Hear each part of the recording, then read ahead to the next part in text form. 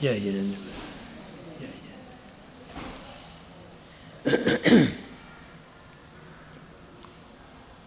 પરમ પૂજ્ય મહોપાધ્યાય શ્રી યશોવિજયજી મહારાજ સાહેબ કૃત જ્ઞાનસાર, પહેલો અષ્ટક, પૂર્ણતા અષ્ટક, એમાં ફરીવાર આપણે જોઈએ.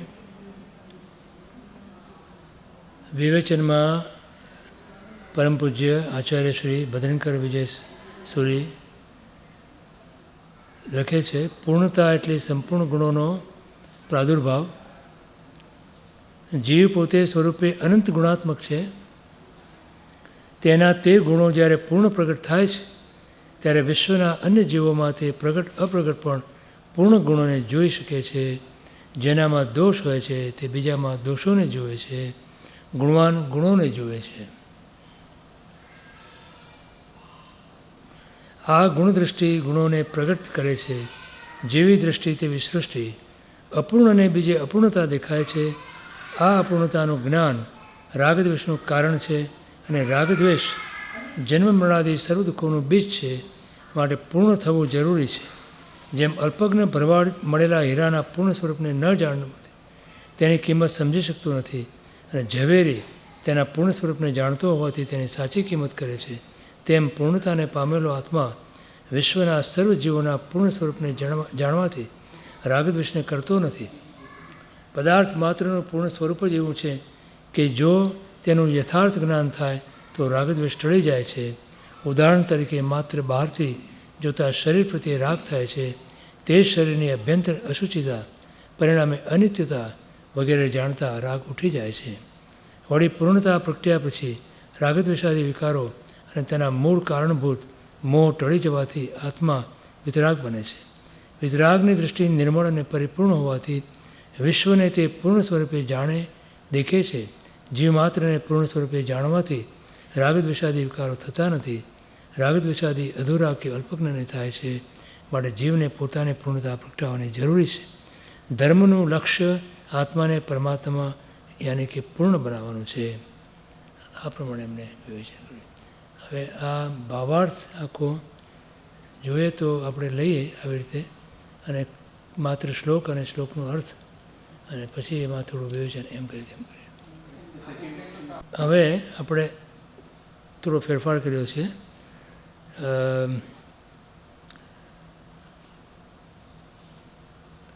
પંડિત ધીરુભાઈનું જે વિવેચન છે એ પુસ્તક લઈએ છે, પણ એમાંથી આપણે માત્ર ગાથા અને એનો ગાથાર્થ લઈ અને પછી આપણે સમજવા પ્રયત્ન કરશું. ત્રીજી ગાથા છે. બે ગાથા આપણી થઈ ગઈ. સ્વભાવ સુખમગ્નસ્ય જગત્તત્વાવલોકિન કર્તૃત્વ નાન્ય ભાવાનામ સાક્ષિત્વ મવિષ્યસ્યતે. હે, આ ત્રીજી ગાથા. ઓ, તેમણે 40 પાન કીધું ને, એટલે મને એમ કે ત્યારે you want to go faster.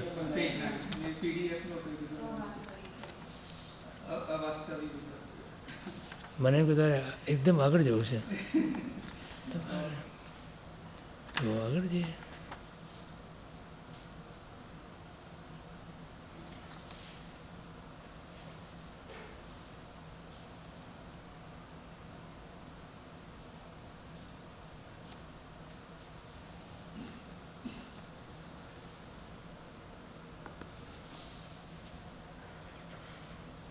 માગી લીધેલા ઘરેણાની જે વાત કરી બીજા શ્લોકની અંદર, આપણે જીવને એમ પૂછીએ ને કોઈને કે કેમ છે બધું, તો શું કે હું ખાધે પીધે સુખી છું. હે, એટલે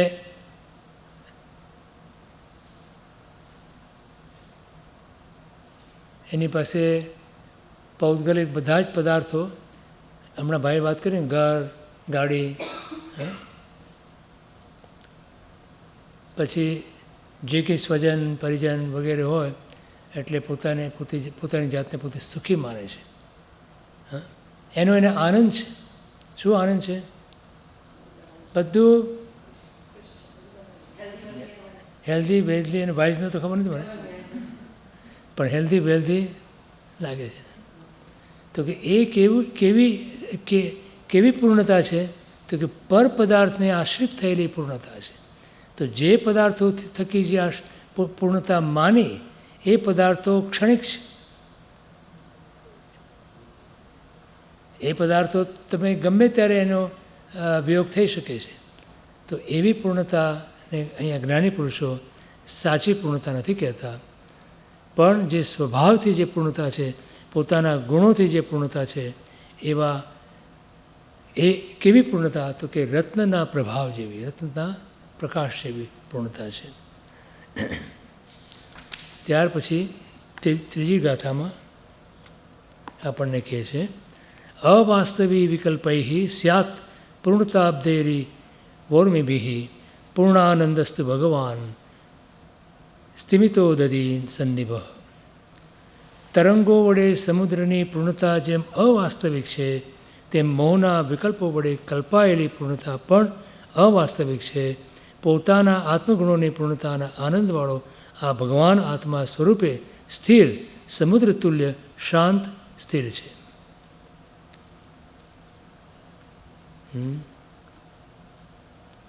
સમુદ્રમાં જેમ તરંગો ઉછળે ને, એટલે સમુદ્રમાં ભરતી આવે એટલે સમુદ્ર ફાલ્યો ફૂલ્યો ભરેલો લાગે ભરતી આવે ત્યારે, અને પછી જ્યારે ઓટ આવે ત્યારે સમુદ્ર જાણે આગળથી ખાલી થઈ ગયો એવું લાગે. તો કે એ જ પ્રમાણે કોઈના શરીર પર સોજા આવ્યા હોય કોઈ બીમારીને કારણે, તો શરીર કેવું લાગે? હૃષ્ટપુષ્ટ લાગે ને. એ તો એની શરીરની હૃષ્ટપુષ્ટતા એ સાચી છે કે બીમારીના કારણે છે? તો એવી ઈચ્છવા યોગ્ય છે? નથી ને. તો અહીંયા એમ કહે છે કે પોતાના આત્મગુણોની પૂર્ણતાના આનંદવાળો આ ભગવાન આત્મા સ્વરૂપે સ્થિર, સમુદ્ર તુલ્ય શાંત છે. અને જે તરંગો છે એ આવી કાલ્પનિક વસ્તુઓથી પોતાની જાતને પૂર્ણતા સમજે છે, એટલે એ સાચી પૂર્ણતા નથી, અવાસ્તવિક છે. ગાડી વાડી અને લાડી,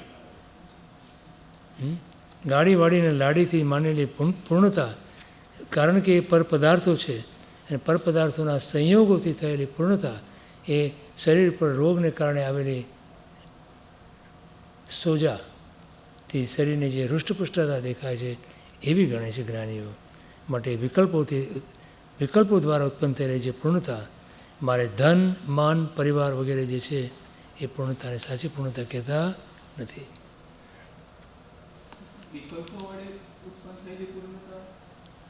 એ વિકલ્પ જ છે. તમે જે માનો છો પોતે ઘરથી માનેલી પૂર્ણતા, ઘર પોતાનું છે એ માનેલી, એનાથી પોતે પૂર્ણ છે. હવે મારી પાસે બધું જ છે, તે પૂર્ણતાની ખ્યાલ છે ને. પોતે શું માને છે? એની પાસે ઘર છે, ઘર શું કહે છે ને, વાડી લાડી અને ગાડી, ગાડી વાડી લાડી, તે બધા પરપદાર્થો છે. પરપદાર્થોથી માનેલી પૂર્ણતા કેવી છે? એ જતી રહેતી, એ જ્યારે એનો વિયોગ થાય ત્યારે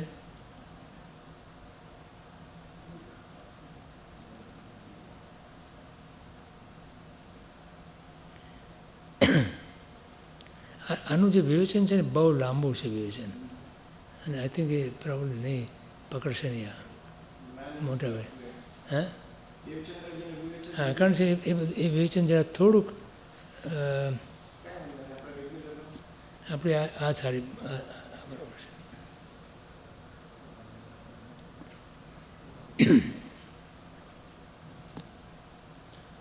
આપણે પૂજ્ય આચાર્ય બધાનકર સુરેશ્વર મારા સાહેબનું જે વિવેચન છે ને એ જ ફરી લઈએ છીએ.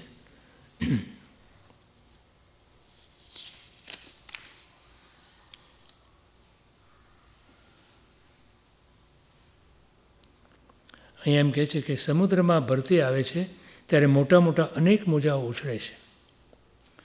એને કારણે સમુદ્ર ઉભરાતો જણાય છે, પણ તે ભરતી ક્ષણિક છે, સાચી નથી. એ જ રીતે શરીરે વધેલા સોજો જે રોગને કારણે છે તે પણ એ જ પ્રમાણે છે. એના કારણે જો શરીર આપણને હૃષ્ટપુષ્ટ લાગતું હોય તો એ આપણી કલ્પના છે. તો એવી પૂર્ણતાને કાલ્પનિક પૂર્ણતા કીધી. જે હૃષ્ટતા પુષ્ટતા આવે છે તે નાશવંત છે, વિકારરૂપ છે, કારણ કે રોગથી ઉત્પન્ન થયેલી છે. માટે તો જ્યારે જીવ એમ કહે કે હું પુણ્યવાન, હું રૂપવાન, હું ધનવાન વગેરે, તો એમાં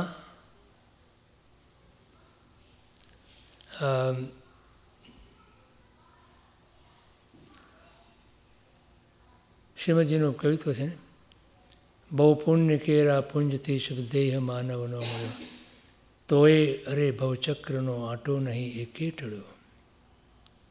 લક્ષ્મી અને અધિકાર વધતા શું વધ્યું તે તો કહું. શું કુટુંબ કે પરિવારથી વધવાપણું એ નય ગ્રહો. વધવાપણું સંસારનું નરદેહને હારી જવો. તો જીવ જ્યારે પોતે આવી બધી વસ્તુઓની લક્ષ્મી અને અધિકારથી પોતાની જાતને પૂર્ણતા સમજે છે, પોતાની જાતને પૂર્ણ સમજે છે, પોતાની જાતને સુખી સમજે છે, એ ક્ષણિક છે. તો ક્ષણ ક્ષણ ભયંકર ભાવ મરણે કાં અહો રાચી રહો. તો ત્યાં એમ કહેવા માગે છે કે જીવ કર્મના ઉદયને પોતાનું સ્વરૂપ માને છે. કર્મના એટલે પુણ્યના ઉદયથી પ્રાપ્ત થતી લક્ષ્મી, પુણ્યના ઉદયથી પ્રાપ્ત થતી શાતાનો ઉદયથી પ્રાપ્ત થતી શરીરની શાતા, પુણ્યના ઉદયથી પોતાનું રૂપ, પુણ્યના ઉદયથી જે કંઈ એને પ્રાપ્ત થાય છે એને એ પોતે એમ માને છે કે આ મારું સ્વરૂપ છે, હું ધનવાન, હું રૂપવાન વગેરે. અને એમાં પછી પોતે રાચે છે. તો ક્ષણ ક્ષણ ભયંકર ભાવ મરણે કાં અહો રાચી રહો. તો એમાં જે પૂતગલને આધારે પોતે એમ માને છે કે હું પૂર્ણ છું, એ પૂતગલ અથવા તો એ જે એની પ્રાપ્તિ છે એને એ કર્મના ઉદયથી છે. અને કર્મના ઉદયથી પ્રાપ્ત થયેલી વસ્તુ જ્યારે કર્મનો ઉદય પૂરો થાય છે ત્યારે એનો વિયોગ થાય છે.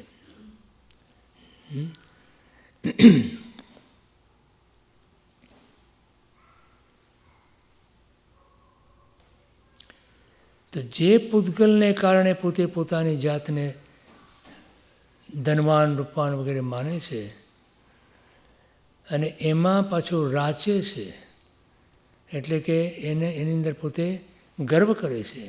અને ગર્વ કરીને પોતે રાગદ્વેષના પરિણામ કરી કર્મબંધ કરે છે. અને એ કર્મબંધથી જ્યારે કર્મના એવા ઉદય આવે છે ત્યારે દુઃખી થાય છે.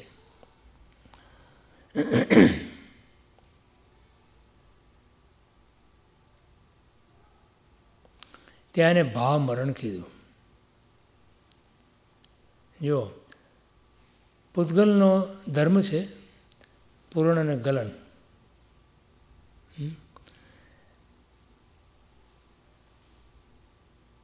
તો જે પૂતગલની સાથે આપણે તાદાત્મ્ય કરીએ, આપણે આ હું છું એવું માન્યું, એમાં મારાપણું કર્યું, તો જ્યારે એ પૂતગલ વિનાશી છે, તો એ જ્યારે પૂતગલ નાશ પામે છે ત્યારે એની સાથે તમે કરેલું તાદાત્મ્યને એને કારણે તમારો પણ નાશ છે, તમારું પણ મરણ છે. તો જે ક્ષણ ક્ષણ ભયંકર ભાવ મરણ કીધું, એ ભાવ મરણનો અર્થ આ છે કે જે પૂતગલની સાથે તમે તાદાત્મ્ય કરો છો, તમે એમ કહો કે હું રૂપવાન છું, હું ધનવાન છું, તો એ પૂતગલની સાથે કરેલા તાદાત્મ્યના પરિણામે તમે ધનવાન કે રૂપવાન છો. તો એ જ્યારે પૂતગલનો નાશ થાય, એ કર્મ પૂરું થાય ત્યારે એનો નાશ થાય, ત્યારે એની સાથે કરેલા તાદાત્મ્યને કારણે તમારો પણ નાશ થાય છે. અને એમાં પાછા તમે રાચો છો. તો અહીંયા એમ કહે છે કે એ પૂર્ણતા જે છે એ કાલ્પનિક પૂર્ણતા છે. હું પુણ્યવાન, હું ધનવાન, હું રૂપવાન, હું સત્તાવાન, હું પુત્રવાન વગેરે વિવિધ કલ્પનાજન્ય અભિમાનિક આનંદ પણ સાચો આનંદ નથી. તે આત્માના રોગ વિકાર સ્વરૂપ છે, માટે તત્વથી તે દુઃખદ છે. બાહ્ય સંયોગ અને વિયોગજન્ય રાગ દ્વેષાદી વિકલ્પો તે સ્વાભાવિક પોતાની જે સ્થિતિ છે, સત્તા અથવા તો સત્વ અથવા અસ્તિત્વ અને જે જ્ઞાન દર્શન વગેરે જેના ગુણો છે એ ગુણોથી જે પૂર્ણતા છે, સાચી પૂર્ણતા છે, એમ અહીંયા આપણને જણાવે છે. પછી ત્રીજી ગાથાની અંદર જે કીધું અવાસ્તવિક પૂર્ણ, ચોથી ગાથા આવી ને, ત્રીજી ગાથા થઈ ગઈ ને. જાગૃતિ જ્ઞાન દૃષ્ટિશ્ચેત તૃષ્ણા કૃષ્ણાહી જાંગુલી પૂર્ણાનંદસ્ય તત્કિમ સ્યાદિન્ય વૃશ્ચિક વેદના.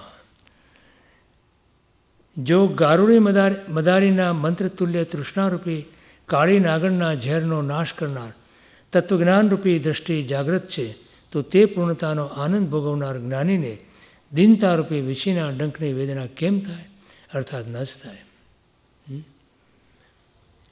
શું કહેવા માગે છે અહીંયા? ઇષ્ટ પદાર્થ ન મળવાની દીનતા તેને જ થાય છે કે જેના ચિત્તમાં જળ બાહ્ય પદાર્થો મેળવવાની તૃષ્ણાના તરંગો ઉઠતા હોય.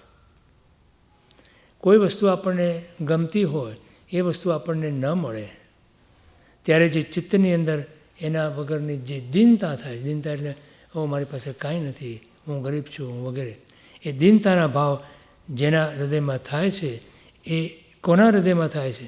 તો કે જેને બાહ્ય પદાર્થોની તૃષ્ણા છે, બાહ્ય પદાર્થોથી પોતે પોતાની પૂર્ણતા માને છે, એ બાહ્ય પદાર્થોની પૂર્ણતાના અભાવે એને પોતાને દુઃખ થાય છે. આત્મ સ્વરૂપનો જ્ઞાતા પોતાના આત્મામાં અનંત ગુણોનો ખજાનો જોઈ શકે છે. તે ગુણોનું દર્શન જ્ઞાન થયા પછી બાહ્ય વસ્તુની તૃષ્ણા ઈચ્છા મૂળમાંથી જ નાશ પામે છે. તો જેને પોતાના આત્માના ગુણોનું જ્ઞાન થાય છે અથવા તેનું ભાન થાય છે, એ જીવો પોતે કોઈપણ પ્રકારની બાહ્ય પદાર્થોની તૃષ્ણા અથવા ઈચ્છા કરતા નથી, માટે તેને તે દીનતા થતી નથી. પછી એને દૃષ્ટાંત રૂપે કીધું છે કે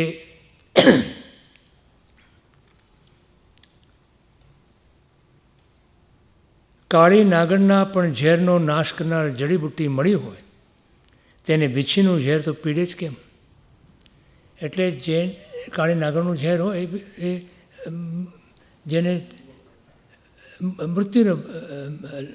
મૃત્યુ પમાડે, અને ઝેર જે વીછીનું ઝેર હોય એ દુઃખદાયક જરૂર છે, પણ એનાથી મૃત્યુ ના થાય.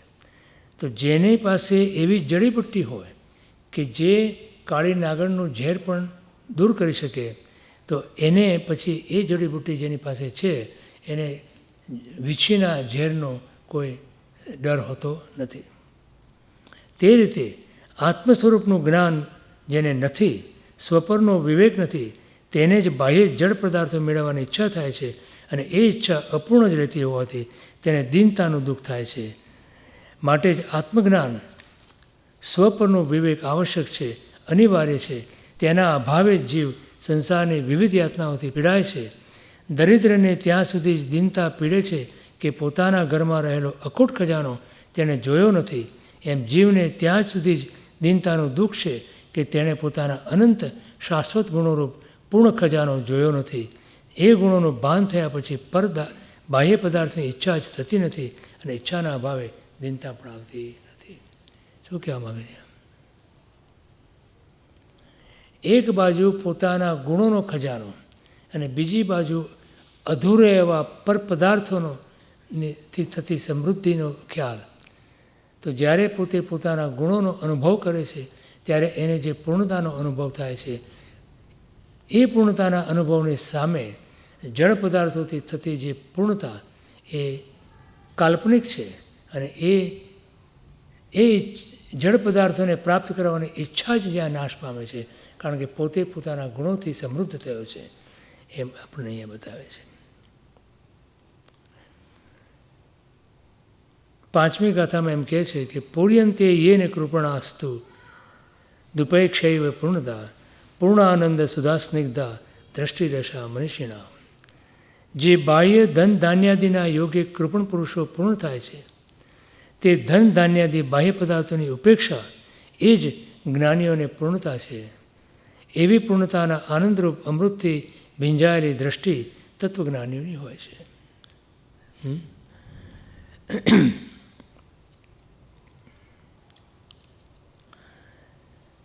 ભાવાર્થમાં એમ કહે છે કે અજ્ઞાની કૃપણ પુરુષો ધન ધાન્યાદિ બાહ્ય વસ્તુની પ્રાપ્તિથી તૃપ્તિ માને છે, મેળવ્યાનો આનંદ અનુભવે છે અને એ વસ્તુનો વિયોગ થતાં અતિ ઘણા દુઃખોથી પીડાય છે. એ દુઃખોથી પૂર્વે ભોગવેલો આનંદ તો અતિ અલ્પતર હોય છે, એવું જાણનાર જ્ઞાની પુરુષ તે ધન ધાન્યાદિની ઉપેક્ષામાં જ પૂર્ણતાનો અપૂર્વ આનંદ અનુભવે છે. જ્ઞાની માટે પોતે પોતાના અનંત ગુણોનો ખજાનો જેણે અનુભવ્યો છે, એને માટે બાહ્ય પદાર્થોથી જે પૂર્ણતા અથવા તો બાહ્ય પદાર્થોથી જે સુખ અથવા આનંદ એ અલ્પ હોય છે, એવી એને ભાન થાય છે અથવા એને ખ્યાલ હોય છે, માટે એના વગર પોતે પોતાની જાતને પૂર્ણ માને છે. એક અહીંયા દૃષ્ટાંત રૂપે એક સંત પુરુષ ને એમના ભક્ત કોઈ મોટા ડિપાર્ટમેન્ટલ સ્ટોરમાં લઈ જાય છે અને એમાં હમણાં ગઈકાલે અમે ગયા ને, અહીંયા બધું જ મળે તમને. ડિપાર્ટમેન્ટલ સ્ટોરની અંદર જીવન જરૂરિયાતની બધી જ વસ્તુઓ મળે અને મોજ શોખની પણ વસ્તુઓ મળે. તો સંતને આખો સ્ટોર બતાવ્યો, પછી બહાર નીકળ્યા પછી પૂછ્યું કે સંતને પૂછે છે કે કેવું લાગ્યું તમને? તો સંત કહે છે કે મને ખૂબ આનંદ થયો. એટલે એના ભક્તને એમ થયું કે આ બધી વસ્તુઓ જોઈ અને સંતને આનંદ થયો હશે. સંત કહે છે મને ખૂબ આનંદ થયો કે મને આમાંની એક પણ વસ્તુ વગર ચાલે છે.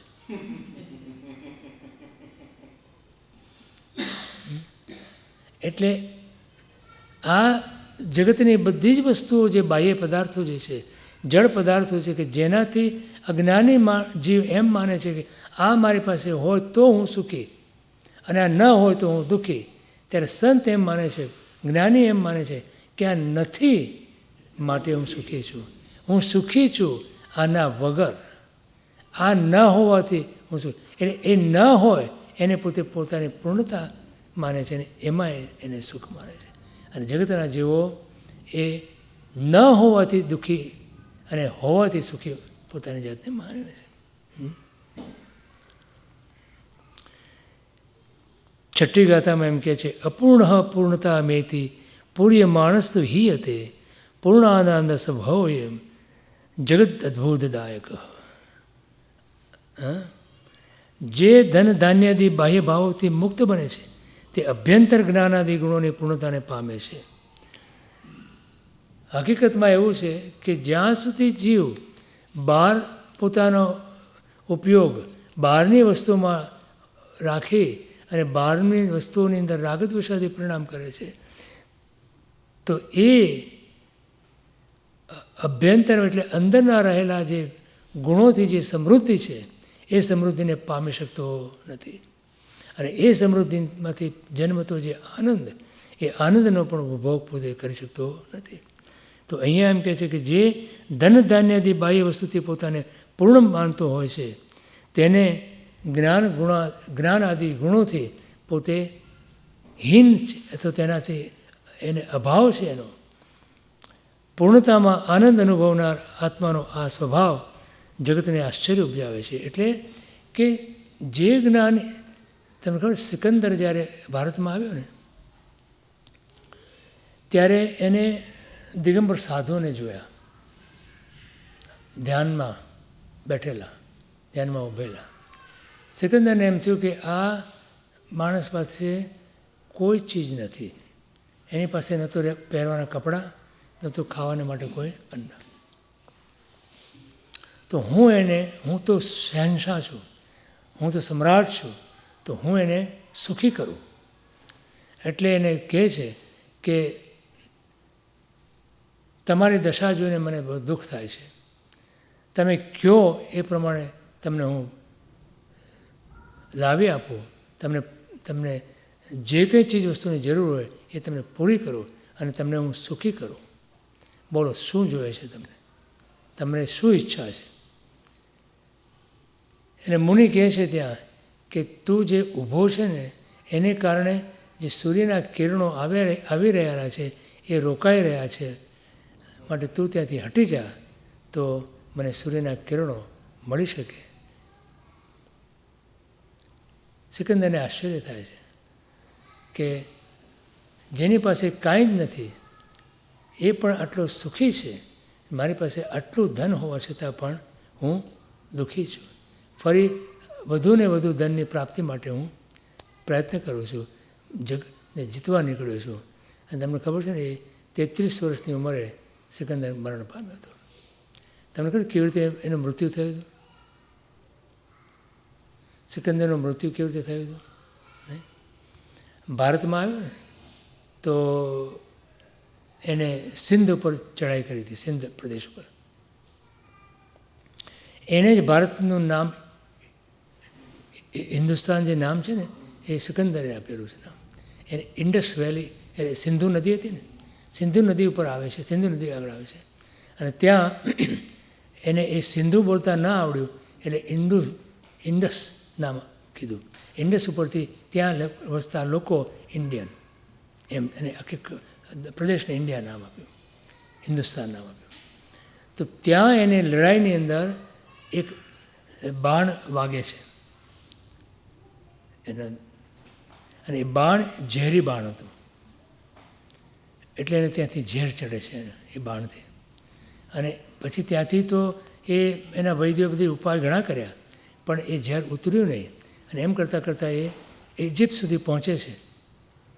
અને ઇજિપ્તની અંદર એલેક્ઝાન્ડ્રિયા જે છે ને પોર્ટ, ત્યાં એ મૃત્યુ પામે છે. એટલે એ જગ્યા એલેક્ઝાન્ડરનું નામ હતું ને, એલેક્ઝાન્ડર નામ હોવાને કારણે એ જગ્યાનું નામ એલેક્ઝાન્ડ્રિયા, સિટીનું નામ એલેક્ઝાન્ડ્રિયા. એ મર્યો ત્યાં. ગ્રીક પોતે પોતાના ગામ, પોતાના દેશ પણ પાછો ફરી નહોતો શક્યો. અને એમ કહેવાય છે કે ત્યારે એને જ્યારે મૃત્યુને કિનારે આવ્યો 33 વર્ષની ઉંમર હતી ને, જગતને જીતવા નીકળ્યો હતો.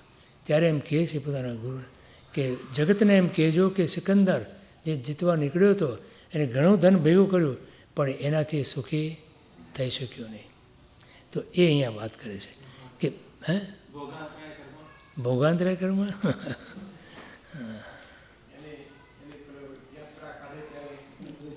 હા એ આખું હા એના બે હાથ એના બહાર કે જો ખાલી હાથે જાય છે.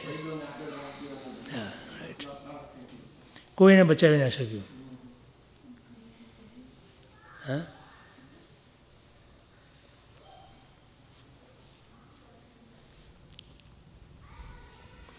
કારણ કે જ્યાં સુધી આપણે ધન ધાન્યાદી વસ્તુઓથી પોતાની જાતને પૂર્ણ માનીએ છીએ ત્યાં સુધી જે અંતરંગની અંદર પડેલા જ્ઞાન દર્શનાદી ગુણોથી જે પૂર્ણતા છે એની પ્રાપ્તિ આપણે કરી શકીએ નહીં.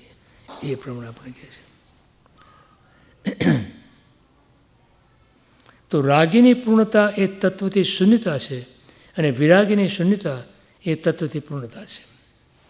રાગીની પૂર્ણતા એ તત્વથી શૂન્યતા છે. કારણ કે તત્વથી એટલે મૂળ આધ્યાત્મિક વિચાર તમે કરો, આધ્યાત્મિકતાથી વિચાર કરો તો તત્વ દ્રષ્ટિથી વિચારો તમે તો રાગીની જે પૂર્ણતા શેનાથી છે તો કે બાહ્ય પદાર્થોથી એની પૂર્ણતા છે. તો બાહ્ય પદાર્થોથી એની જે પૂર્ણતા છે એ તત્વદૃષ્ટિએ અપૂર્ણતા છે. અને ત્યાગીની જે પૂર્ણતા છે એ તત્વદૃષ્ટિથી પોતે પોતાના આત્મગુણોથી પૂર્ણ છે માટે પૂર્ણ છે. એ પૂર્ણતા સાચી પૂર્ણતા છે. સમજાણું?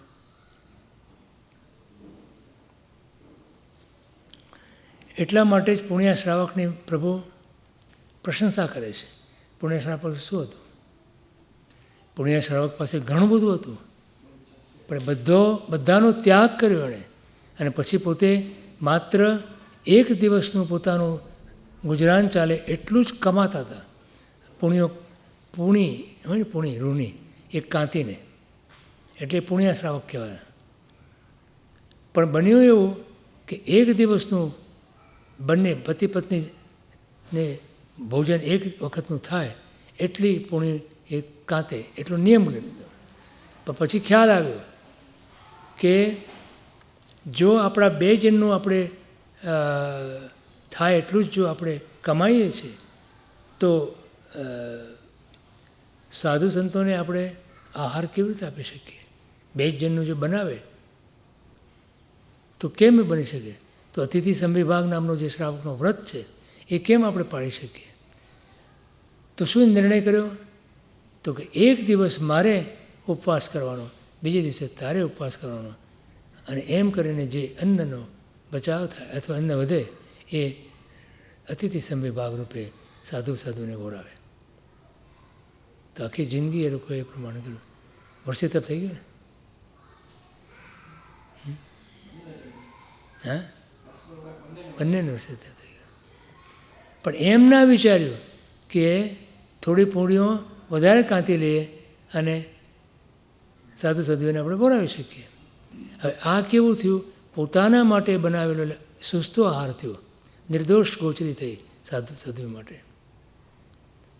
તો એક તો નિર્દોષ ગોચરીનો પણ લાભ મળે અને આ બાજુ પોતાને તપનો પણ લાભ મળે. તો એ જે પૂર્ણતા એ પોતે અનુભવી એ તત્વદૃષ્ટિએ ખરી પૂર્ણતા છે એમ આપણે કહે. આ ઉપદેશ એમ કહે છે કે જો પૂર્ણ થવું હોય તો બહારથી અપૂર્ણ બનો. બહારથી અપૂર્ણ બનો એટલે જે કંઈ ભેગું કર્યું છે એ બધું ખાલી કરો, એને અપૂર્ણ બન્યા કહેવાય ને. બહારથી તમે અપૂર્ણ બનો તો અંદરથી તમારો ગુણો પ્રગટ થાય, તો અંદરથી તમે પૂર્ણ બનો. તો એ તત્વદૃષ્ટિ છે. તત્વદૃષ્ટિથી તમે પૂર્ણ બનો છો અને બહારથી અપૂર્ણ બનો. બહારથી જો પૂર્ણ બનો તો અંદરથી અપૂર્ણ. બાહ્ય ભાવોનો જેટલો ત્યાગ વૈરાગ્ય કરશો તેટલા અંદરથી ભરાશો. મેળવવો, સંગરવો વગેરે બહારનો ઉદ્યમ છોડી અંદરમાં આત્મલક્ષીનો ખજાનો ખુલી જશે. બાહ્ય કુટુંબ અને બાહ્ય ગણાતા તમામ સંબંધો છોડશો. અહીંયા આપણને કુટુંબ અને બાહ્ય સંજોગો છોડવાની વાત કરે છે. આપણાથી ન છૂટે તો શું કરવાનું? આપણે બાહ્યમાં કુટુંબ કે પરિગ્રહ છોડી ન શકતા હોય તો શું કરવાનું?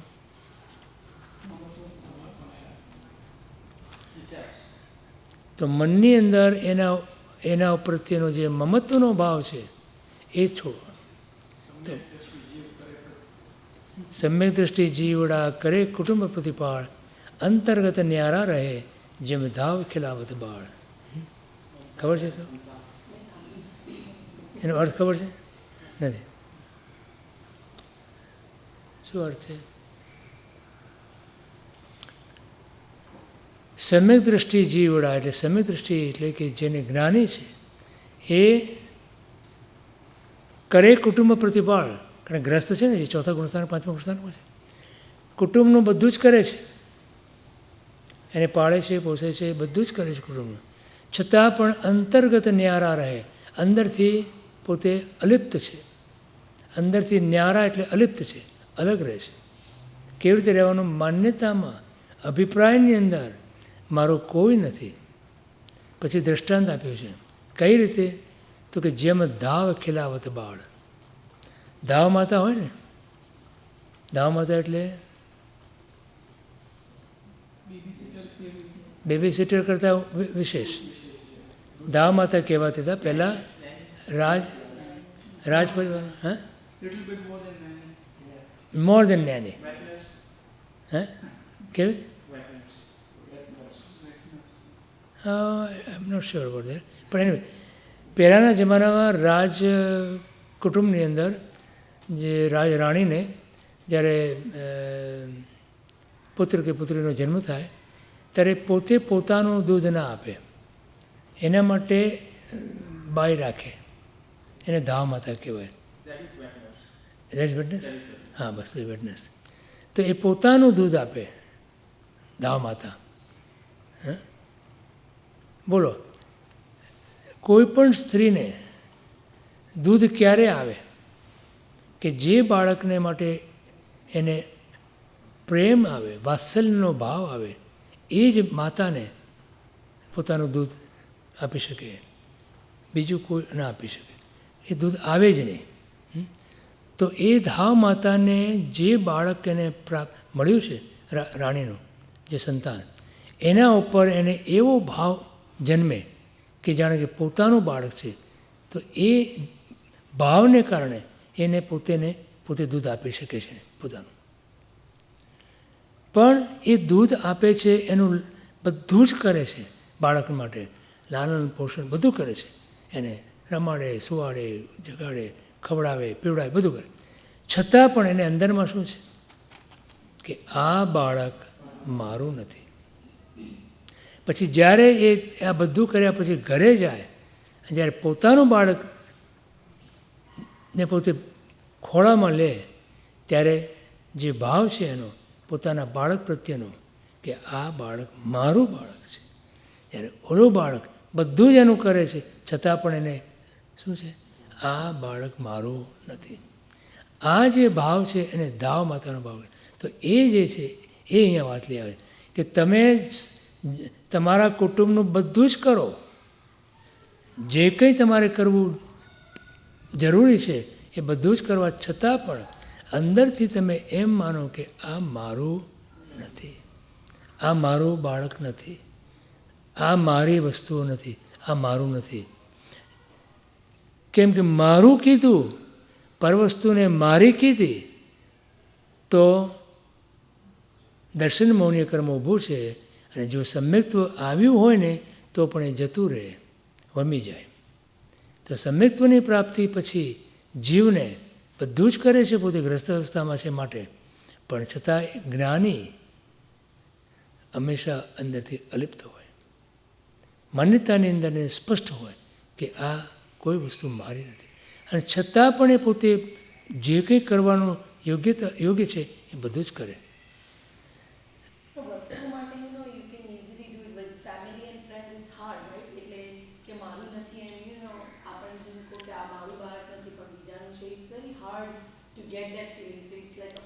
હા, પારકું બાળક મારું છે એ અઘરું છે, બરાબર. એ જ પ્રમાણે પોતાનું બાળક પોતાનું નથી એમ માનવું અઘરું છે, બરાબર. પણ આપણે શું અહીંયા વિચારવાનું કે આ બાળક જે મારે ત્યાં જન્મ્યું છે એ એક સ્વતંત્ર આત્મા છે. તમે એ ભાવ પરથી તમે આગળ વધો ને કે આ સ્વતંત્ર આત્મા છે, એ ભાઈ એના પુણ્ય અને પાપ લઈને આવ્યો છે. મારી જવાબદારી અથવા મારું કર્તવ્ય એ છે કે એને મારે શક્તિ પ્રમાણે હું એનું લાલન પાલન કરું, એને પોષું પાડું, અને એને જે કંઈ શિક્ષણ આપવાનું છે જરૂરી એ હું આપું. અહીંયા શું થાય છે કે 18 વર્ષનું બાળક થાય એટલે તમે ઈચ્છો કે ન ઈચ્છો તો પણ એ પારકો થઈ જાય છે. કારણ કે 18 વર્ષે તમે એને કોલેજમાં મોકલો પછી પાછો આવવાનો નથી. અને પાછો આવે તો પણ એ તમારા માટે પરોણો છે, ગેસ્ટ રૂપે, મહેમાન રૂપે આવે. છતાં તમે એનો જે 18 વર્ષ સુધી જે એનો રૂમ હોય ને, તમે શું કહેવાના?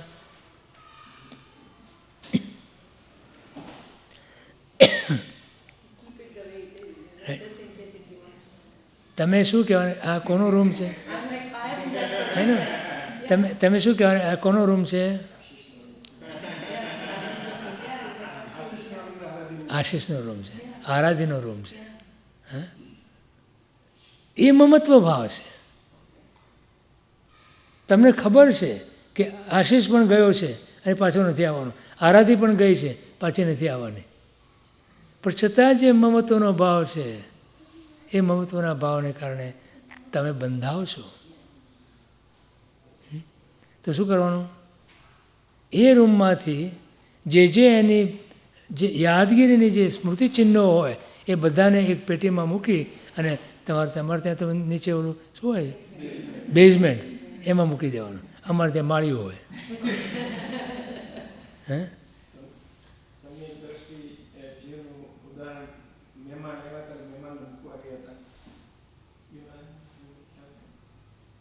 શેઠ હતા તો એ વ્યાખ્યાનમાં જતા હતા, પછી એનો યુવાન છોકરો છે તો એ ગુજરી જાય છે.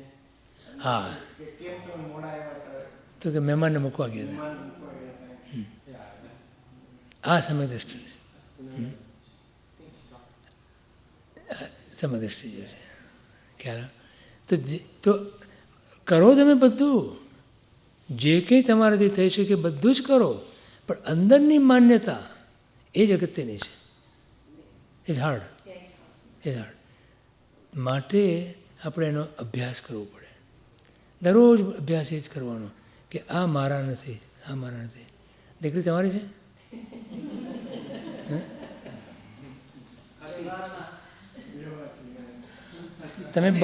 તમે પૂરો પ્રેમ એને આપો, પૂરો પ્રેમ આપો એને, પણ અંદરથી જો માન્યતા કરી કે આ મારી દીકરી છે તો મિથ્યાત્વ છે. પૂરો પ્રેમ આપો. જ્ઞાની એમ નથી કહેતા કે તમે એને તરછોડો, મારું નથી છોડો, એમ નહીં. પૂરો પ્રેમ આપો તમે એને, પણ અંદરની માન્યતામાં એ સ્પષ્ટ થવું જોઈએ કે આ મારું નથી. હા, રાઈટ, રાઈટ. પણ એટલે તો સમ્યક દર્શન એ કઠિન છે.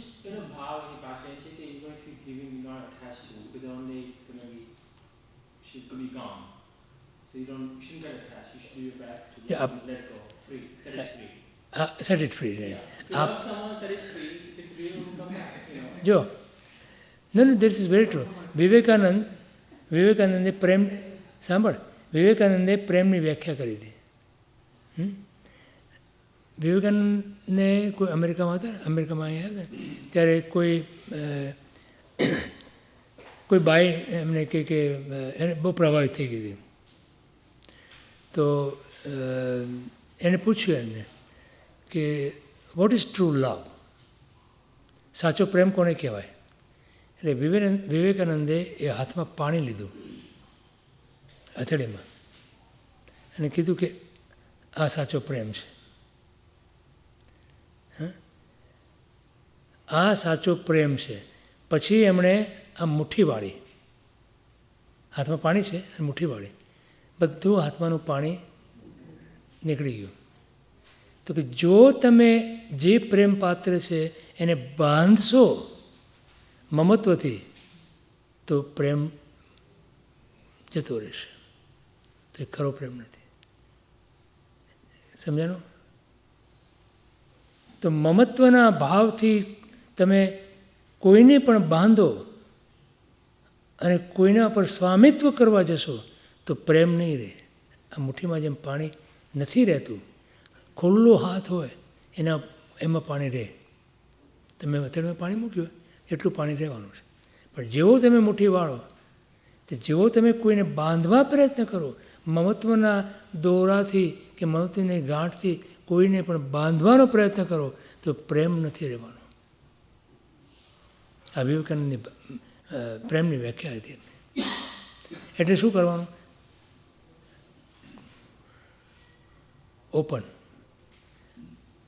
Open your heart. એમાં ભલે તમે બધાને બેસાડો, તમે પ્રેમથી બેસાડો, પણ ક્યારેય પણ કોઈને મમત્વથી બાંધવાનો પ્રયત્ન ના કરો. એક અમારા બા એક દ્રષ્ટાંત આપતા હતા, દાખલો આપતા હતા. અમને ત્યારે નહોતું ગમતું એવું, એ કહેતા હતા. એ કહે કે પંખીનો દાખલો આપે. પક્ષીઓ ને, પક્ષીના જ્યારે ઈંડામાંથી જ્યારે એનું બચ્ચું નીકળે ને ત્યારે એ માં એને બધું ખોરાક બધું લાવી એને અને એની ચાંચમાં મૂકે અને એનું પાલન પોષણ કરે, એની રક્ષા કરે. એનો માળો બાંધ્યો ને એને રક્ષા માટે એની રક્ષા કરે, એનું પાલન પોષણ કરે, એને ખાવા આપે, પીવા આપે, પાણી આપે, બધું આપે. એને બધું કરે. ક્યાં સુધી? જ્યાં સુધી એ પોતાની સ્વતંત્ર રીતે ઉડે નહીં ત્યાં સુધી. જેવો એ સ્વતંત્ર રીતે ઉડે, પાંખો આવે એને એટલે જવા દે એને. ત્યારે ક્યારેય પણ એ પક્ષીમાં એને પકડીને પોતાની પાસે બાંધવાનો પ્રયત્ન ના કરે. તમારા બા હંમેશા અમને એ દાખલો આપે. Primates are the only ones that have long-term attachment. All other animals don't. Don't. Gorillas, monkeys, and human beings. Otherwise, none of the other avians have long-term attachment. Long. Yeah. તો કારણ કે સંઘની પણ આમાં જરા થોડો વિકાસ વધારે છે ને, વિકાસ વધારે છે એટલે વધારે એટેચમેન્ટ. તો જે મનુષ્યને વધારે વિકાસ, સૌથી શ્રેષ્ઠ વિકાસ, સૌથી ઉત્તમ વિકાસ, ત્યારે વધારેમાં વધારે એટેચમેન્ટ. તો જેમ પંખી, પછી એ બીજો દાખલો આપતા એમ કે રાજાનો કુંવર કે કુંવરી જન્મે ને એટલે રાણી એને પોતાનું દૂધ ના આપે અને એને અલગ કરી નાખે. એ પોતે ત્યારથી જ એને અલગ કરે. કારણ કે ત્યાં શું છે કે એ રજવાડાની અંદર એ લોકો ક્ષત્રિય, તો ક્યારેય પણ એ લોકોને યુદ્ધમાં જવું પડે અને ક્યારેય જ્યારે યુદ્ધમાં જાય ત્યારે પાછા આવશે એવી ખાતરી ના હોય. અત્યારે આપણે તો યુદ્ધમાં તો કોઈ જતું નથી, પણ કોલેજમાં તો જાય છે અને કોલેજમાં ગયા પછી પાછા આવશે અને આપણા ઘરમાં રહેશે એવી કોઈ બાંયધરી નથી. તો પહેલેથી જ એની સાથે આ રીતે એ લોકો સંબંધ જ એ રીતો કરી નાખે. અંદરમાં ખબર બીજી એક વાત કે રજવાડાની અંદર જેવો એ જન્મે ને ત્યારથી એને માનથી બોલાવે, માનથી બોલાવે. જન્મે ત્યારથી જ એને માનથી બોલાવે. એ માન આપે ને એટલે એ હા ભાથી બોલાવે, તો બી ભાથી બોલાવે. એ હા એ ભાથી એટલે માનથી એટલા માટે બોલાવે કે તમે કોઈને માનથી બોલાવે તો તમારી અલગ થઈ જાય.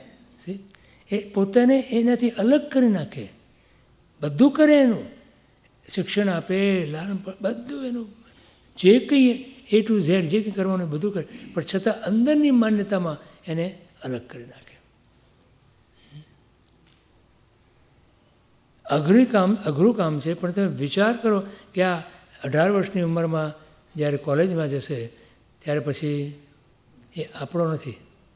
અને જો દીકરો કે દીકરી પરણે પછી તો આપણા રહેતા જ નથી. બરાબર, એક તો બધાનો અનુભવ છે ને.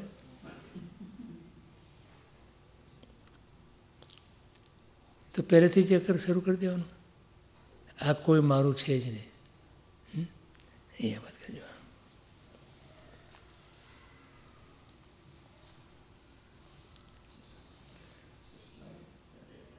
હા,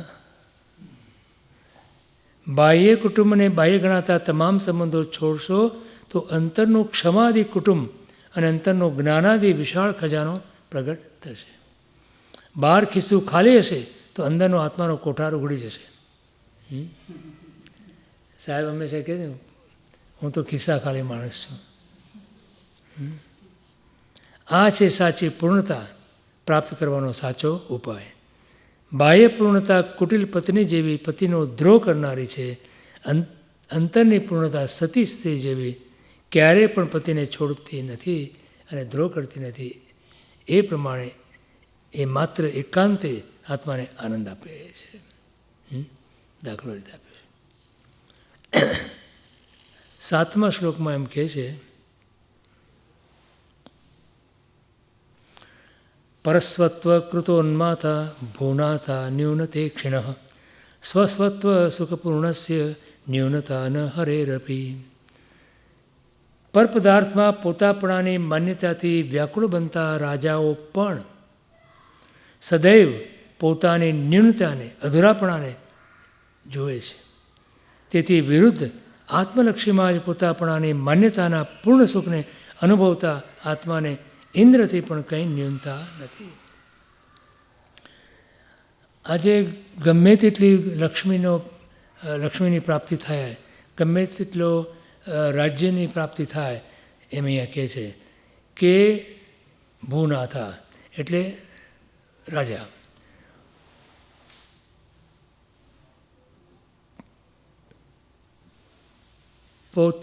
પર પદાર્થમાં પોતાપણાની માન્યતાથી વ્યાકુળ બનતા રાજાઓ સદૈવ પોતાની અધૂરાપણાથી પોતે દુઃખી થાય છે. જો લક્ષ્મી બીજાની અને જ્ઞાન પોતાનું હંમેશા અધિક લાગે છે. શું સમજાયું? લક્ષ્મી પોતાની અને જ્ઞાન નહીં, લક્ષ્મી બીજાની અને જ્ઞાન પોતાનું હંમેશા પોતાને અધિક લાગે છે. બીજાની પાસે જે લક્ષ્મી છે એ આપણને હંમેશા એમ લાગે એની પાસે વધારે છે અને મારે વધારે એના કરતાં વધારે જોઈએ. અને જ્ઞાન પોતા પાસે બીજા કરતાં વધારે છે એમ એને હંમેશા લાગતું હોય છે. બરાબર? તો પરપદાર્થમાં પોતાપણાની માન્યતાથી વ્યાકુળ બનતા રાજા ગમે તેટલું હોય પોતાની પાસે, પણ છતાં પોતાને એમ લાગે કે પોતે અધૂરો છે. અને આત્મલક્ષીમાં જે પોતે સમૃદ્ધ છે એને પોતાની પૂર્ણતા લાગે છે. એને ક્યારેય પણ પોતે અધૂરો છે એમ લાગતું નથી. જેની પાસે 1000 છે એને લાખની ઈચ્છા થાય, લાખ હોય એને 10 લાખની ઈચ્છા થાય, 10 લાખવાળાને કરોડની ઈચ્છા થાય, કરોડવાળાને અબજની ઈચ્છા થાય.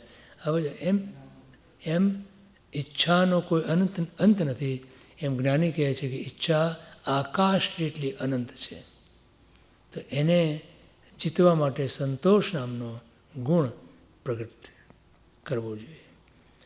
તો અહીંયા એમ કહે છે કે વિશેષ મેળવવાની તૃષ્ણા વધતી જ જાય છે, કારણ કે પરપદાર્થોની મમતાનો સ્વભાવ જ તૃષ્ણા વધારવાનો છે.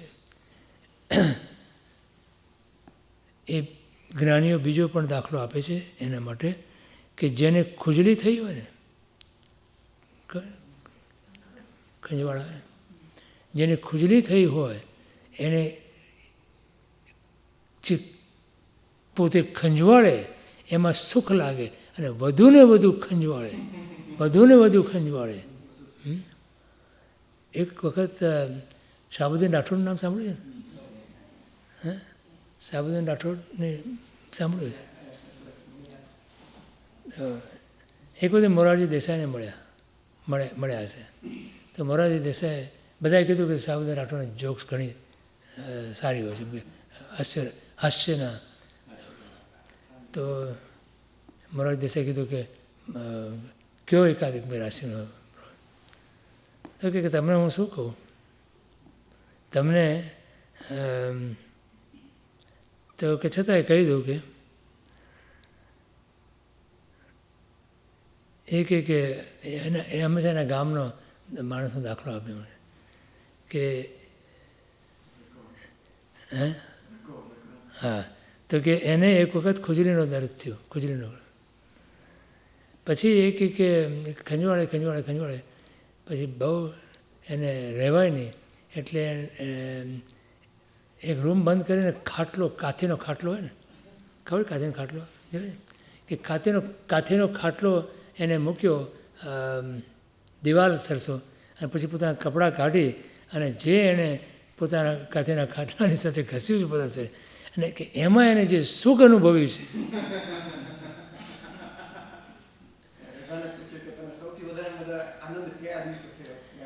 ત્યારે એને આ વાત કરી.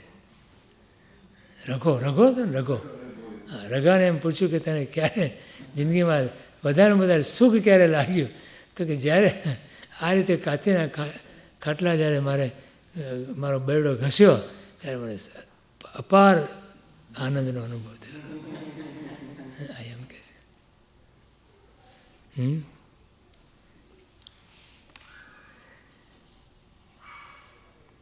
અહીંયા એમ કહે છે આપણને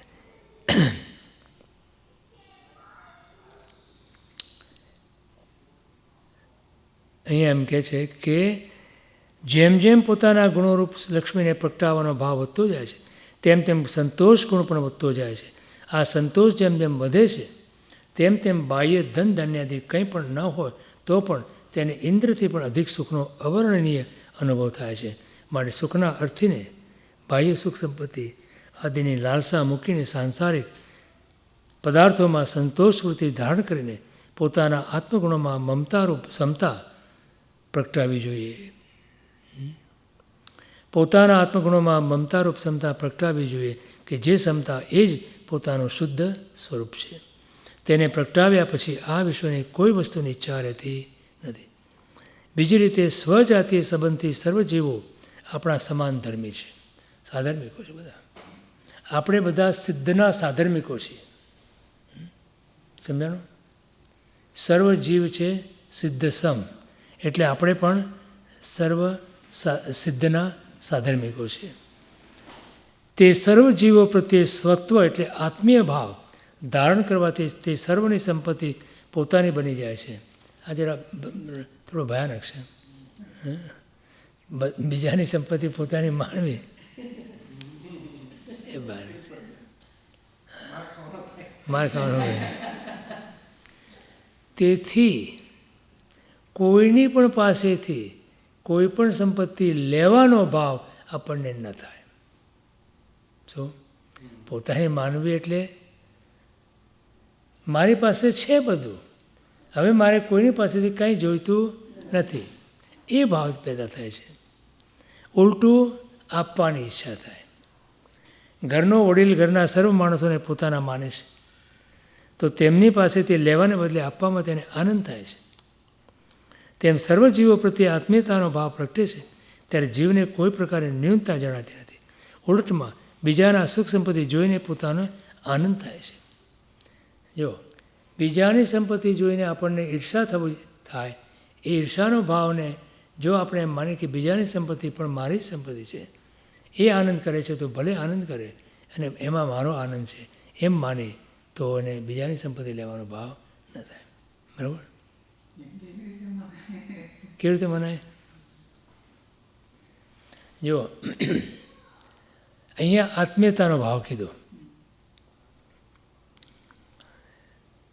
આત્મતુલ્ય ભાવ એક છે કે જેની અંદર બીજાના આત્માઓ પણ, બીજા લોકો પણ, બીજા જીવો પણ આપણને આપણા જેવા લાગે, આપણા સમાન લાગે. તો મને જે દુઃખ નથી ગમતું તો એ જીવોને હું દુઃખ ના પહોંચાડું, અને મને જેમ સુખ ગમે છે તો બીજા જીવોને પણ હું સુખ પહોંચાડું કે સુખી કરું. આ આત્મતુલ્ય ભાવ છે. બીજો જે ભાવ છે એનાથી ઉપરનો ભાવ એ આત્મપમ્ય ભાવ છે. આત્મપમ્ય ભાવની અંદર શું છે કે આત્માની, પોતાના આત્માની ઉપમા આપણે બીજાને આપીએ છીએ. એટલે કે મારો આત્મા અને તમારો આત્મા જુદો નથી, એક જ છે. તો એને ભગવતી સૂત્રની અંદર એક સૂત્ર આવે છે, એમાં એમ કીધું કે એકી આયા, કે આત્મા એક છે. અને પછી એમ કીધું કે આત્મા અનંત પ્રદેશી છે. તો કલાપુર શ્રી મહારાજ સાહેબે જ્યારે આ પહેલી વાર આ વાંચ્યું ત્યારે એમને વિચાર થયો કે આમાં કંઈક મુદ્રણ દોષ લાગે છે, કંઈક પ્રિન્ટિંગ મિસ્ટેક લાગે છે અહીંયા. કારણ કે એ આત્મા એક નથી, આત્મા તો અનંત છે. અને પછી જે વાંચ્યું કે આત્મા અનંત પ્રદેશી છે, તો આત્મા તો અસંખ્ય પ્રદેશી છે, અનંત પ્રદેશી નથી. પણ પાછું મનમાં શું થયું કે શાસ્ત્રકારો કે જ્ઞાની ક્યારેય પણ કોઈ મૃષા તો ના, એટલે ગલત તો અથવા તો ખોટું તો ના જ બોલે, ખોટું તો ના જ લખે. તો આમાં કોઈ રહસ્ય હોવું જોઈએ. તો પછી વિચાર કર્યો એમણે, ત્યારે એમને ખ્યાલ આવ્યો કે વાત સાચી છે, આત્મા એક છે. એનો અર્થ છે કે આત્મા એક સ્વરૂપ છે આત્માનું. પછી એમને એમ થયું, એટલે આત્મા એક સ્વરૂપે, એટલે કે દ્રવ્ય તરીકે જે જીવાસ્તિકા નામનું દ્રવ્ય છે એ એક છે. આત્માઓ અનંત છે, જેમ પૂતગલના અનંત પૂતગલો છે, પણ પૂતગલાસ્તિકા રૂપે દ્રવ્ય તરીકે એક છે. એવી રીતે આત્મા પણ જીવાસ્તિકાયને સ્વરૂપે એક છે. પછી અસંખ્ય પ્રદેશી કીધું ને અહીંયા અનંત પ્રદેશી કીધું. તો અનંત આત્માઓ છે, અનંત જીવો છે. તો અનંત જીવોના અસંખ્ય પ્રદેશોને તમે ભેગા કરો તો અનંત પ્રદેશો થયા. બરાબર. પછી એમણે આગળ એ વિચાર થયો કે તો એનો અર્થ એમ થયો કે જો જીવાસ્તિકા એક દ્રવ્ય છે તો જાણે કે કોઈ પણ જીવને દુઃખ થાય તો મને દુઃખ થવું જોઈએ. આ કરુણાભાવની પરાકાષ્ઠા છે. તો જેમ એક શરીરની અંદર આ આંગળીને કોઈ દુઃખ છે, આ આંગળીમાં કોઈ પીડા છે, તો કોની પીડા છે? સમગ્ર શરીરની પીડા છે. આપણે એ પીડાનો અનુભવ કરીએ છીએ. એમ નથી ને કે આંગળીની પીડા છે, આંગળી મને શું એમાં એમ કહીએ આપણે. એક આંગળીની પીડા પણ મારી પીડા છે, એ પીડા મને થઈ રહી છે. એવી રીતે જીવાસ્તિકાએ એક સમગ્ર દ્રવ્ય હોવાને કારણે એક પણ જીવની પીડા એ મારી પીડા બને છે.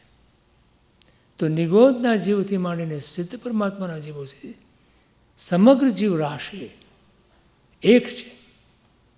તો મારું વર્તન કેવું હોવું જોઈએ? તો કે જગતના કોઈ પણ જીવ પ્રત્યે મને ક્યારેય પણ એ જીવો દુઃખી થાય એવો ભાવ ના આવવો જોઈએ. એ અહીંયા વાત કરજો.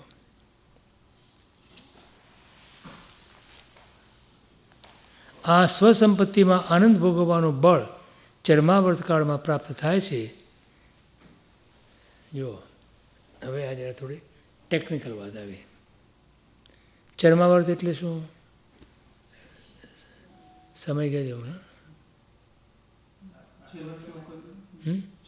હા, ચરમાવર્ત એટલે શું?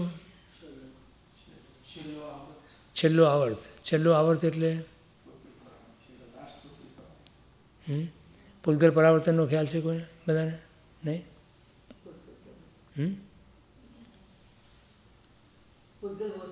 ના, પૂતગલ પરાવર્તન નહીં ને?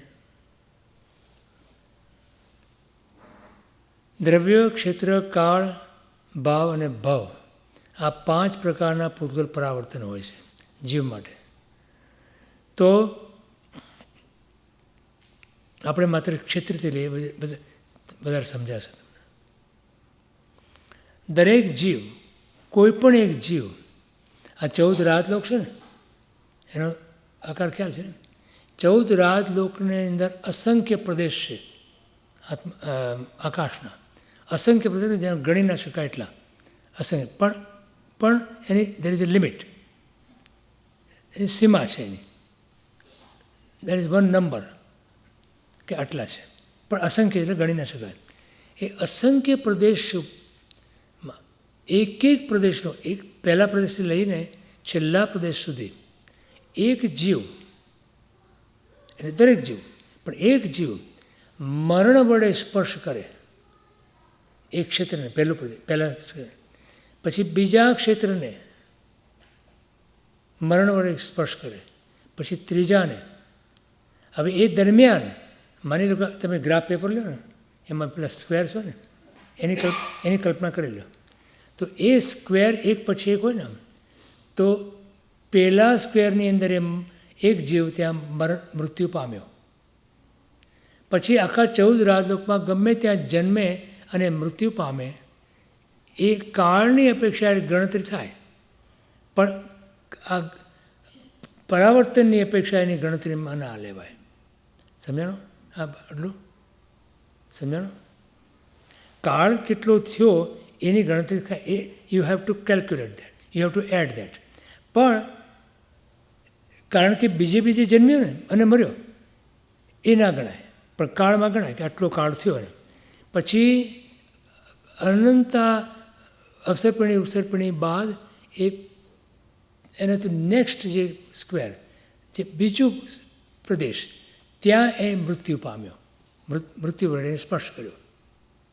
વળી પાછો એ ઘણા જન્મમરણ કરે, પછી ત્રીજા પ્રદેશ ઉપર એ મૃત્યુ વડે સ્પર્શ કર્યો.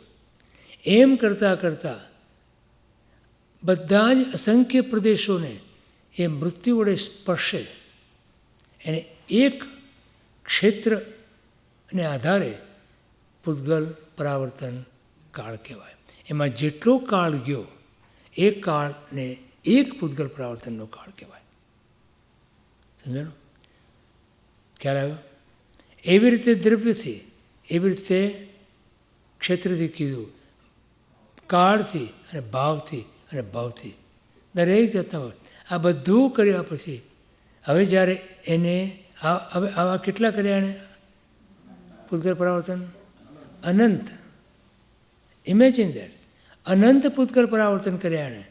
અનંતી વાર, અનંતી પૂતગલ પરાવર્તનની અંદર અનંતી ચોવીસી, અનંતી અવસર્પિણી, અનંતી ઉત્સર્પિણી એને ભમાયો છે. Each space point in the universe we have. હા? Each space point in the universe we have gone infinite time. Yes. Each space point પ્રદેશ પર આપણે મૃત્યુ વડે સ્પર્શ કર્યો છે. બરાબર?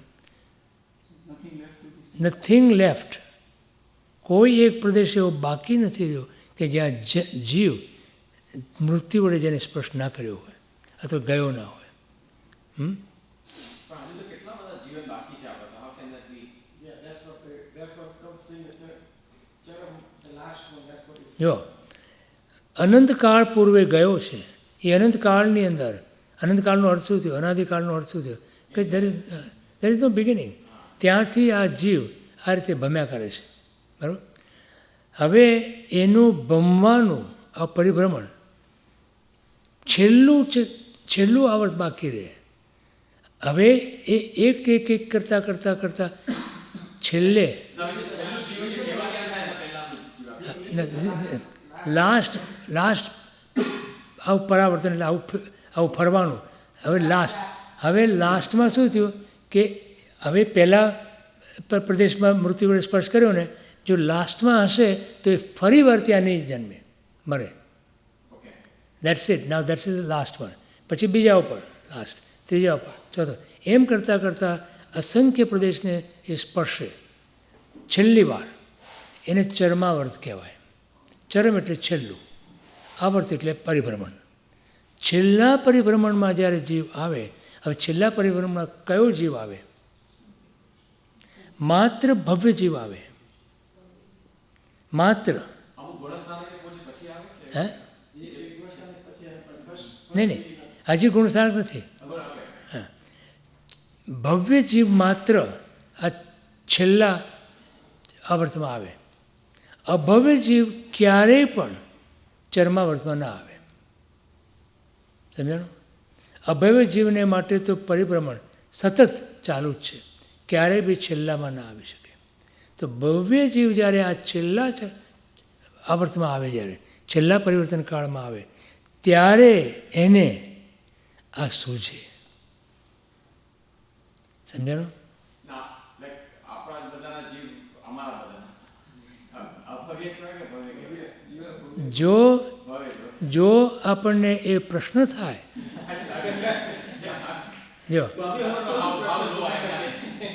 જો આપણને એ પ્રશ્ન થાય કે હું ભવ્ય છું કે અભવ્ય, એ જીવ નિયમથી ભવ્ય હોય. બાય ડેફિનેશન એ ભવ્ય જીવ છે. બીજું ભવ્ય જીવનો એક બીજો આપે છે, તત્પ્રતિપ્રીતિ ચિત્તેન યેન વાર્તાભિ શ્રુતામ નિશ્ચિતમ સ ભવેદ ભવ્યો ભાવિ નિર્વાણ ભાજનમ. પદ્મનંદી આચાર્ય પોતાના શાસ્ત્રમાં કહે છે કે જે જીવને ભગવાનની વાણી સાંભળવામાં અંદરથી ઉલ્લાસ આવે છે, એ જીવ નિશ્ચિત સ્વરૂપે ભવ્ય જીવ છે અને એનો નજીકના ભવિષ્યમાં મોક્ષ થવાનો છે. શું? જે જીવને એ પ્રશ્ન થાય કે હું ભવ્ય છું કે અભવ્ય, એ જીવ ભવ્ય છે, પણ નજીકના ભવિષ્યની અંદર જેનો મોક્ષ છે એની નિશાની શું? તો કે જે જીવને ભગવાનની વાણી સાંભળતા અંદરથી ઉલ્લાસ આવે કે ઓહો મારા ભગવાનની વાણી હું સાંભળી રહ્યો છું, એ જીવ નજીકના ભવિષ્યમાં મોક્ષને પામે. So we are all considered as that level. નજીકનું ભવિષ્ય એટલે 5, 15 ભાવ, 20 ભાવ, 25 ભાવ, 100 ભાવ, વધુમાં વધુ મે બી 500 ભાવ, એથી વધારે ન થાય. અને વધુમાં વધુ થાય તો અર્ધપૂતગલ પરાવર્તન કાળમાં જીવનો મોક્ષ. તો અપુનર્બંધક અવસ્થા જ્યારે આવે છે જીવને, ત્યારે ક્યારે આવે તો કે જે જીવનો મોક્ષ નજીકમાં હોય એને અપુનર્બંધક અવસ્થામાં જીવ આવ્યો કહેવાય. તો ચરમાવર્તમાં આવ્યા પછી હજી એને ઘણો સંસાર પરિભ્રમણ છે, પણ એ સંસાર પરિભ્રમણનું જે છેલ્લું આવર્ત છે એનું પણ અડધું ઉપરાંત જ્યારે પાસ થઈ ગયું હોય એ જીવને જ સમ્યક્ત્વની પ્રાપ્તિ થાય. સમજાણું? એને અર્ધપૂતગલ પરાવર્તન કાળથી અલ્પ થોડુંક ઓછું રહ્યું હોય એ જીવને સમ્યક્ત્વની પ્રાપ્તિ શક્ય બને છે. અને સમ્યક્ત્વની પ્રાપ્તિ થયા પછી એ બહુ જ થોડા કાળની અંદર એ મોક્ષને પામે છે. તો હવે શું કરવાનું? તો કે ચરમાવર્તમાં આપણે આવવા માટે અને નજીકના ભવિષ્યની અંદર આપણે મોક્ષ પામવો હોય તો પરમાત્માની વાણી પ્રત્યે અંદરથી ઉલ્લાસ લઈ આવવાનો. જો આપણને આપોઆપ ઉલ્લાસ ના આવતો હોય, ઘણા નથી કહેતા કે અમને ભગવાન ઉપર અહોભાવ જ નથી આવતો, ભગવાન પ્રત્યે અમને બહુમાન નથી આવતું, ગુરુ પ્રત્યે બહુમાન નથી આવતું, ભગવાનની વાત, તો એ લઈ આવવાનો, પ્રયત્ન કરીને લઈ આવવાનો એ અહોભાવ. જો આપણે એ અહોભાવ લઈ આવીએ પ્રયત્ન કરીને પણ પછી એ સ્વાભાવિક બને ત્યારે સમજી લેવું કે નજીકના ભવિષ્યમાં આપણો 5-15 ભાવની અંદર મોક્ષ નિશ્ચિત છે. તો અહીંયા એમ કહે છે કે આ સ્વસંપત્તિમાં એટલે પોતાના આત્માની ને ગુણોરૂપી સંપત્તિમાં આનંદ ભોગવવાનું બળ જીવ જ્યારે ચરમાવર્તમાં આવ્યો હોય એને જ થાય છે. હરિભદ્ર સુરી મહારાજ સાહેબ કૃષ્ણ પક્ષ અને શુક્લ પક્ષની વાત કરે છે. જ્યાં સુધી જીવ શુક્લ પક્ષમાં ના આવે, શુક્લ પક્ષ એટલે ક્યાં ને આપણે એને સુદ અને વધ કહીએ છીએ. તો જ્યાં સુધી જીવ શુક્લ પક્ષમાં નથી આવતો અને કૃષ્ણ પક્ષમાં છે, કૃષ્ણ પક્ષ એટલે કાળું, અંધારું, અજ્ઞાન, ત્યાં સુધી એને જીવને ધર્મની સાચી સમજણ પ્રાપ્ત થતી નથી. તો અહીંયા 8મી ગાથામાં આપણને એ કહે છે, કૃષ્ણે પક્ષે પરીક્ષીણે શુક્લે છે સમુદ્દંચતી દ્યોતંતે સકલાધીક્ષા પૂર્ણાનંદ વિધો કલા. એ કૃષ્ણ પક્ષ પૂર્ણ થતાં જ્યારે શુક્લ પક્ષનો ઉદય થાય છે જીવને, ત્યારે ચંદ્રની કલાઓ સર્વ પ્રત્યક્ષ પ્રકાશે, તેમ આત્માનો પણ પૂર્ણતાની સાધનામાં બાધક કૃષ્ણ પક્ષ રૂપ એટલે અચર્માવર્ત કાળ. કૃષ્ણ પક્ષ એટલે અચર્માવર્ત. કૃષ્ણ પક્ષ એટલે કે જે અનંત ચર્માવર્તો હજી બાકી છે, જેના એક શુક્લ પક્ષમાં હજી આવ્યો નથી, એ કૃષ્ણ પક્ષમાં છે. એ જ્યારે કાળ પૂરો થાય છે અને સાધનામાં સહાયક શુક્લ પક્ષરૂપ ચર્માવર્ત કાળ શરૂ થાય છે, ત્યારે સ્વગુણોરૂપ સર્વ કળાઓ પ્રત્યક્ષ ભાસે છે, પ્રગટ થવા લાગે છે. ત્યારે જ એ જીવને પોતાના ગુણો પ્રત્યે આદર થાય છે અને પોતાના ગુણોને પ્રગટ કરવા માટેનો પોતે પુરુષાર્થ આદરે છે. સમજાણું?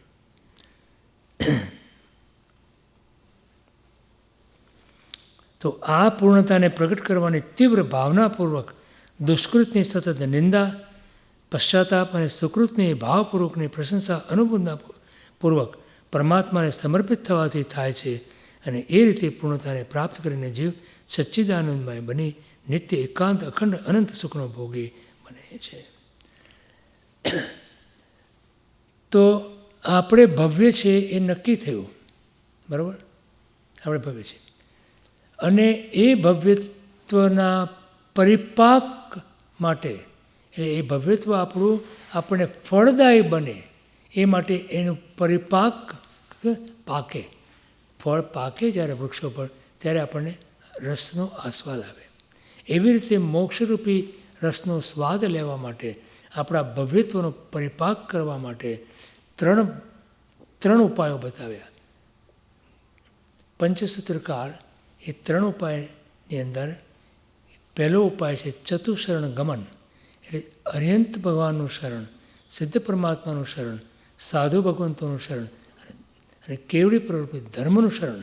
આ 4 શરણ જે સ્વીકારે છે અને પોતાના દોષોની જે પોતે નિંદા ગ્રહા કરે છે અને જે જ્યાં જ્યાં ગુણ દેખાય ત્યાં ગુણની અનુમોદના કરે છે, એ રૂપ પોતે પોતાનું જીવન બનાવે છે, એ જીવ પોતાના ભવ્યત્વનો પરિપાક કરી અને મોક્ષ સુખરૂપી ફળની પ્રાપ્તિ કરે છે. આ પ્રમાણે પૂર્ણતા જે અષ્ટક આપણું અહીંયા પૂર્ણ થાય છે. સર્વ મંગલ માંગલ્યમ સર્વ કલ્યાણ કારણમ પ્રધાનમ સર્વધર્માણમ જૈનમ જયતિ. સદગુરુ દેવ કી જય. મહાવીર સ્વામી ભગવાન કી જય. જય જિનેન્દ્ર. જય જિનેન્દ્ર.